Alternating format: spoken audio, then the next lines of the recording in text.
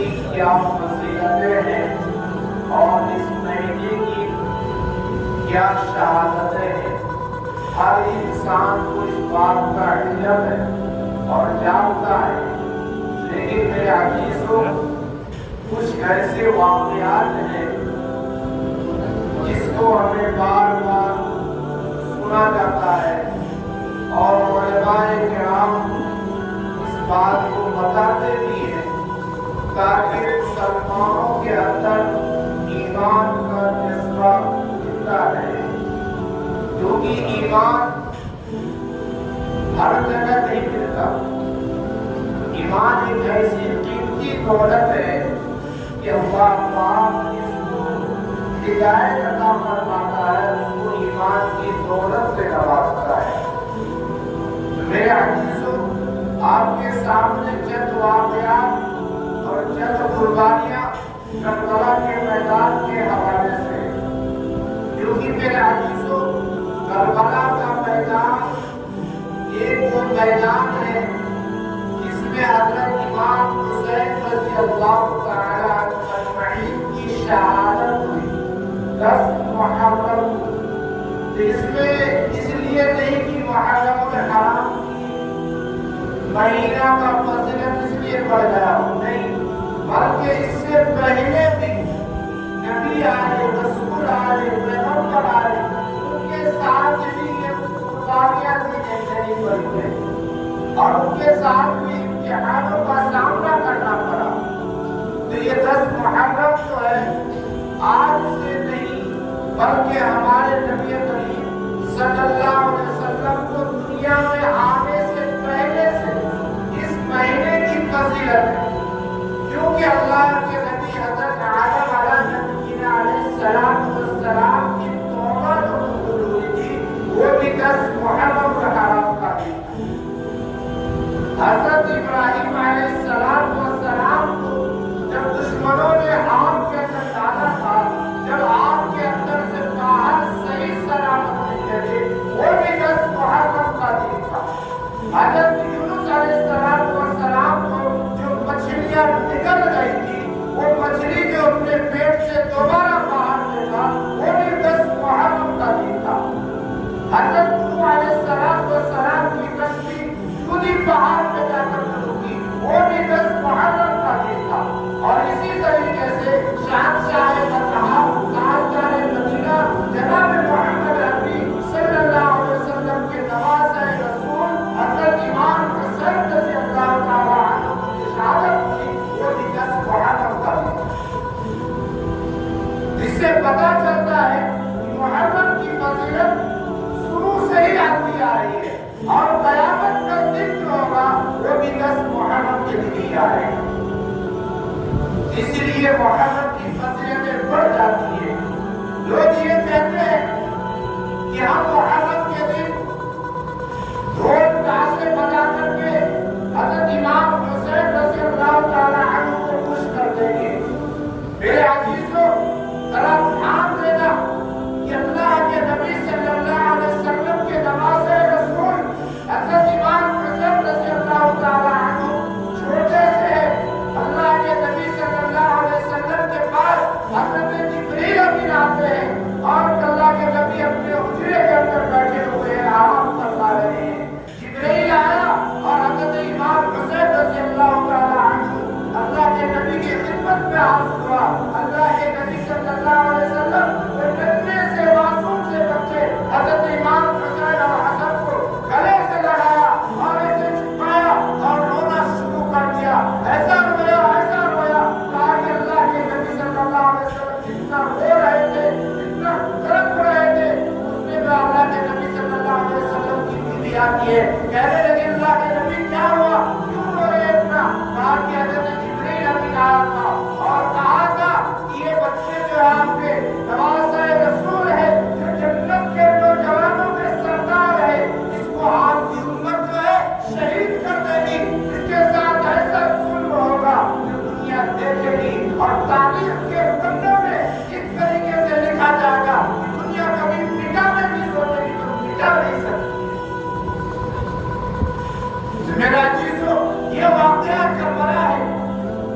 اور واقعہ کربلا کے اندر میں 72 صحابہ شہید ہوئے.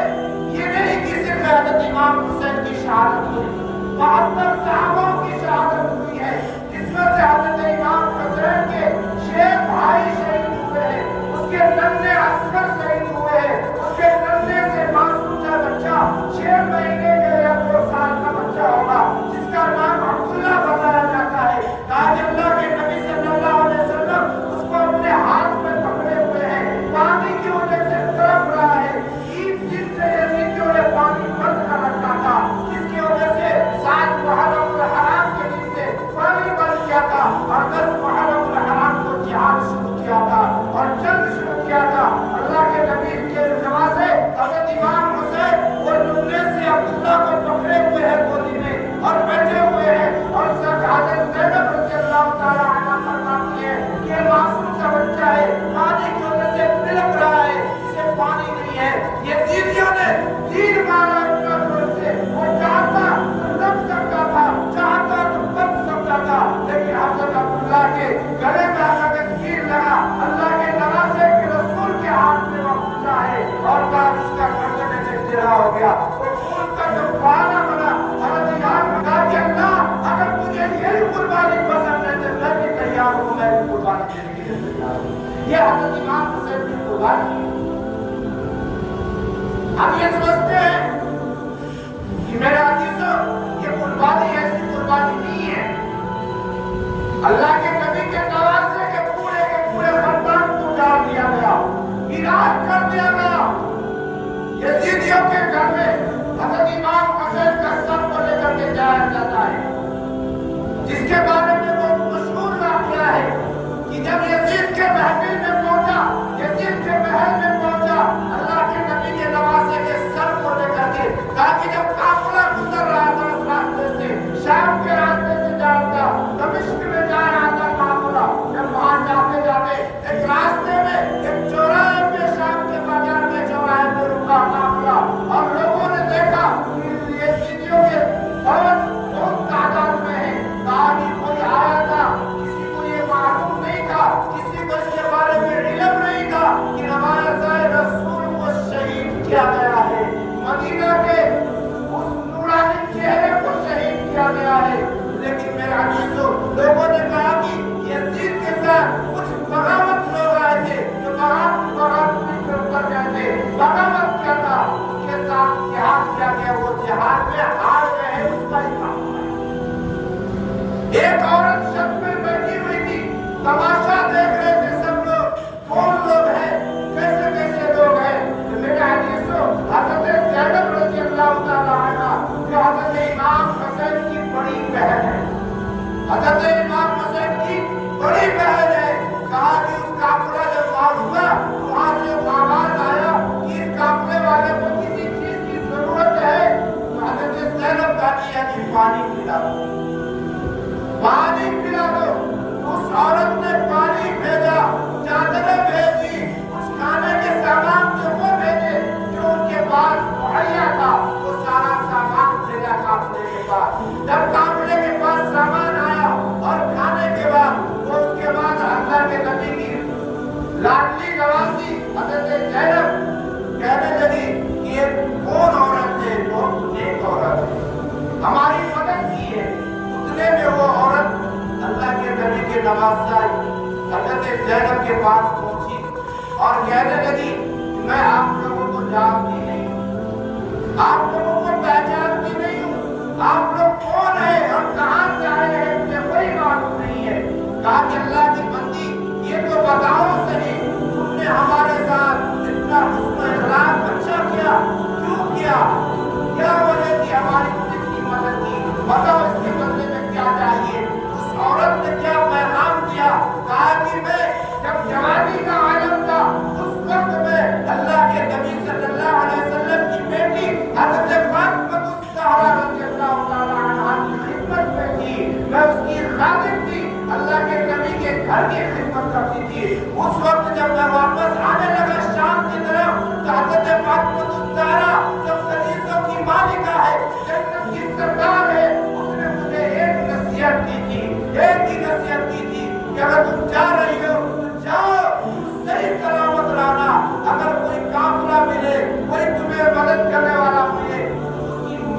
ضرور کرنا. اگر کوئی قافلے میں لوٹا ہوا لشکر ملے تو اس کی مدد ضرور کرنا. تو کہا کہ میں نے یہ پیغام حضرت فاطمہ الزہرا سے لیا تھا. اس کے آنکھوں میں آنسو آ گئے. حضرت زینب کے آنکھوں میں آنسو آ گئے اور رونے لگی اور کہنے لگی اللہ کی بندی تم مانگ کیا مانگنا چاہتی ہے؟ تم اور کیا مانگنا چاہتی ہے؟ کہا کہ میں یہ چاہتی ہوں کہ میں جب اللہ کے نبی کی بیٹی کی خدمت میں تھی تو میں نے دیکھا تھا ننھے ننھے سے حسن اور حسین کو اور ایک اس کی پیاری بیٹی زینب کو دیکھا تھا اور میں نے سنا تھا کہ حسن کا انتقال ہو گیا ہے، وفات پا چکے ہیں، لیکن حسین ابھی بھی زندہ ہے. میں حسین سے ملنا چاہتی ہوں. بہت زمانہ گزر چکا ہے، میں حضرت حسین کا دیدار کرنا چاہتی ہوں اور حضرت زینب سے ملنا چاہتی ہوں. کہا کہ حضرت زینب نے اشارہ کیا انگلی کا، کہا کہ میں سے جواب کے اوپر میں یہ جو سر دیکھ رہی ہو یہ حسین ہے اور جس سے تم بات کر رہی ہے زینب ہے. میرے عزیزوں اس عورت کے چیخ و پکار نے اتنا زور سے چلائی کہ مجمع سناٹا پڑ گیا اور کہنے لگی اے ظالموں تم نے کیا کیا اللہ کے نواسے کے ساتھ میں، جس کو اللہ کے نبی صلی اللہ علیہ وسلم کبھی اپنے سینے کو اوپر میں چڑھاتے تھے، کبھی اس کے ہونٹوں کا بوسہ لیا کرتے تھے، اپنے لعاب گال حضرت امام حسین کے منہ میں ڈالا کرتے تھے، جسے اتنا لاڈ پیار سے پالا تھا. اے عزیزیوں تم نے کیا کیا یہ قیامت برپا کر دیا ہے، قیامت برپا ہو گیا ہے. میرے عزیزوں اس عورت کی چیخ و پکار بہت زیادہ ہو گیا. کہا کہ اللہ کی بندی صبر کرو، ہمارے امام حسین نے صبر کا پیغام دیا ہے. کہا کہ اس وقت اس عورت نے کہا کہ آپ اللہ سے دعا کیجیے، اللہ سے دعا کیجیے کہ اللہ پاک اس یزیدیوں کے بیڑا گرد کر دے. میرے عزیزوں اس کے بعد حضرت امام حسین کے سر کو لے کر کے یزید کے محل میں پہنچے. یزیدیوں نے حضرت امام حسین کے ہونٹوں کے اوپر میں چھڑی ماری تو حضرت سکینہ چھوٹی سی بچی ہے، حضرت امام حسین کی لڑکی 6 برس کی، وہ کہنے لگی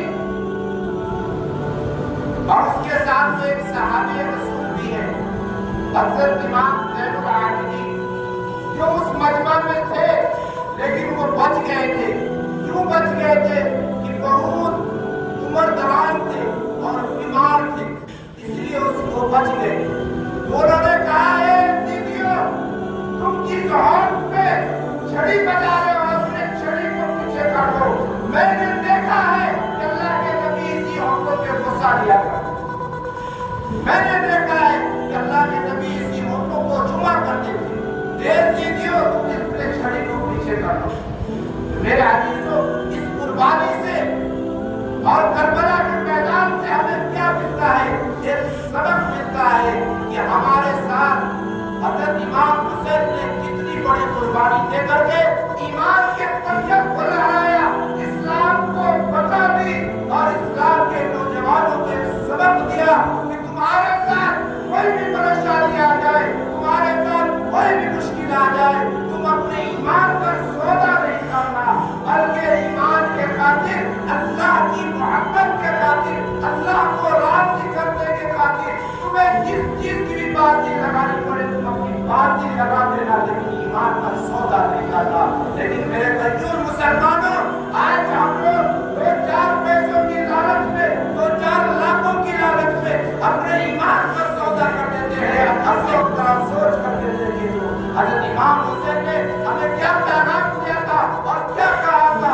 اور جب اللہ کے نبی کے نواسا حضرت امام حسین جب اس میدان میں شہید ہوئے، کہا کہ 32 تلواروں کے زخم تھے اللہ کے نبی کے نواسے کے جسم پہ، خون سے لگا بول ہے، پورا کپڑا خون سے پورا ہوا ہے، ڈوبا ہوا ہے.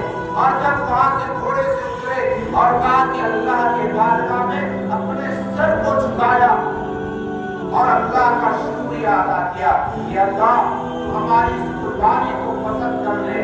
72 صحابہ نے شہادت کا جام تو کیا ہے, میرے گھرانے کے پر شہادت کا جام تو کیا ہے. یا اللہ اپنی یہ قربانی پسند ہے تو میں بھی خوش ہوں, یا اللہ تو بھی اس سے خوش ہے. لیکن اس حالت میں بھی حضرت امام حسین نے نماز کو ترک نہیں کیا, نماز کو نہیں چھوڑا. لیکن میرے عزیزوں ذرا بتاؤ تو صحیح, ہم یہ کہتے ہیں کہ ہم امام حسین کو ماننے والے ہیں, ہم امام حسین کے راستے پر چلنے والے ہیں, محمد عربی صلی اللہ علیہ وسلم سے محبت کرنے والے ہیں. جو لوگ کل یزیدی کے ساتھ تھا اس کا حشر بھی یزیدیوں کے ساتھ ہوگا. جو امام حسین کے ساتھ کل بھی تھا, جو آج بھی ہے, اس کا حشر بھی امام حسین کے ساتھ ہوگا. اللہ پاک ہمیں بھی آرام